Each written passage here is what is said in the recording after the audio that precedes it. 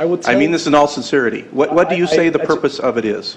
I can tell you what the stated purpose is by governmental document and U.S. patents. Yeah, right into that mic there. I can tell you what the stated purpose is: solar radiation management, SRM, to block the sun. That's the stated purpose.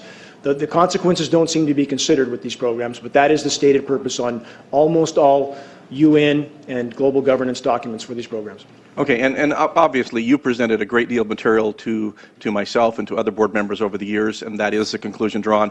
I just wanted to draw that out today because I didn't hear that specific language, so I wanted to make sure we state that. But then on a personal level, I have another question, and I've asked many people, and no one's been able to answer this question for me, so I mean this in all sincerity. Why does the spraying create a drought in California and flooding in the Mideast, or the Midwest? Thank you for asking that question. Yes, thank you. I appreciate it.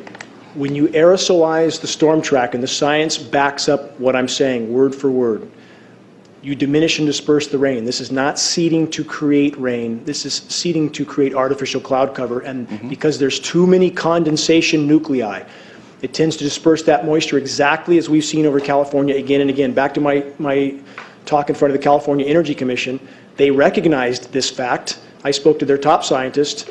When you have too many particles in the air, it diminishes rain. It does not augment it if those particles are too small. So it tends to migrate moisture from one place to another, creating drought and deluge. And this is very well documented from every major science institution, from MIT, Scientific American. These effects are known. So it's not a uniform effect. It tends to disrupt the hydrological cycle completely. So when you spray upstream in the storm track, it tends to migrate that moisture somewhere else where it comes down in a deluge. And that's exactly what we see.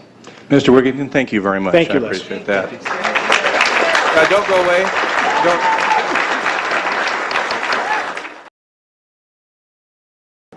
So all I can say is it's about time we get up in arms about this, because it is affecting our health. I look around and I see people are starting to look up and see this. Many times I've spoken about chemtrails, and I get this blank look on my face. What are you talking about?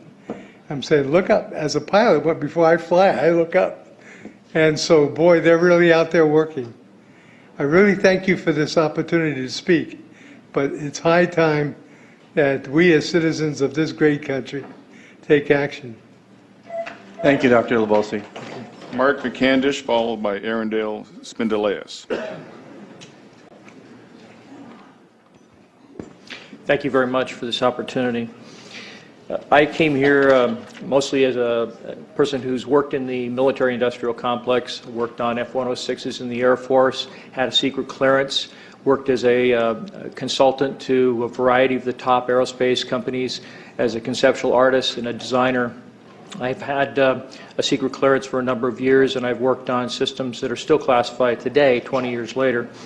I want to give you a little bit of history on the background behind nanoparticles has been described before. A nanometer is 1/1000th of a meter. It's very small. In fact, if you have particles, say, that are 40 or 50 nanometers across, you can take and line 50 of them up next to a single red blood cell. These things are extremely tiny. They're pervasive.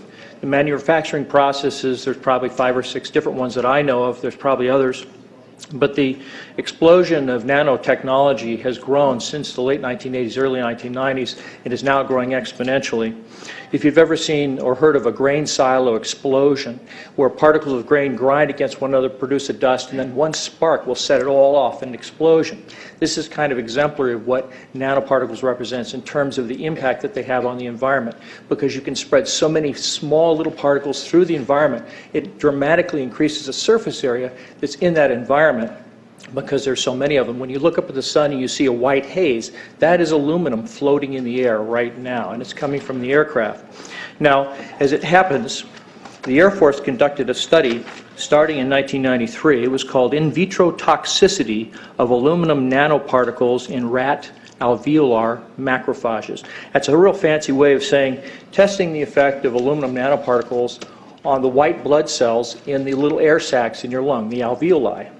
And what they found in this 8-year study was that these particles, when you're exposed to them long enough, it suppresses the ability of your white blood cells to defend you from airborne infections coming into your lungs. So it suppresses your immune system.